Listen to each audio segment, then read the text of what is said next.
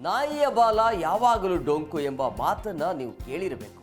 ನಾಯಿಗಳ ಬಾಲ ಅರ್ಧ ವೃತ್ತಾಕಾರದಲ್ಲಿ ಇರುತ್ತೆ, ಆದರೆ ಅದು ಏಕೆ ಹಾಗೆ ಡೊಂಕಾಗಿ ಇರುವುದರ ಹಿಂದೆ ಕೂಡ ಒಂದು ವೈಜ್ಞಾನಿಕ ಕಾರಣ ಇದೆ.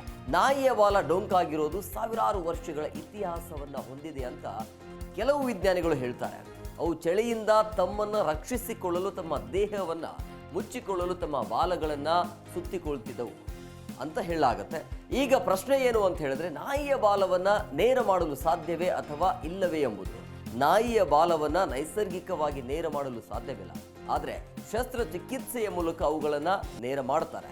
ಆದರೆ ಅಂತಹ ಕೃತ್ಯ ಖಂಡಿತವಾಗಿಯೂ ಅಮಾನವೀಯ ಮತ್ತು ಕಾನೂನು ಬಾಹಿರ ಆಗುತ್ತೆ. ಸೊ ನಾಯಿಯ ಬಾಲವು ಅದರ ಬೆನ್ನು ಮೂಳೆಯ ಜೊತೆಗೆ ಬೆಳೆಯುತ್ತದೆ. ಬಾಲ ಆಗಿರೋದು ಅಂತ ಹೇಳಿದ್ರೆ ನಾಯಿಯ ಬೆನ್ನು ಮೂಳೆಯು ವಕ್ರವಾಗಿದೆ ಅಂತಲ್ಲ, ಕಶೇರುಗಳಾಗಿರೋದ್ರಿಂದ ಅವುಗಳ ಬಾಲವು ಅವುಗಳ ಬೆನ್ನು ಹುರಿಗೆ ನೇರವಾಗಿ ಸಂಪರ್ಕವನ್ನು ಹೊಂದಿರುತ್ತೆ. ಅದಕ್ಕಾಗಿ ನಾಯಿಗಳನ್ನು ಅರ್ಧ ಕಶೇರುಗಳು ಅಂತ ಕರೆಯಲಾಗುತ್ತೆ.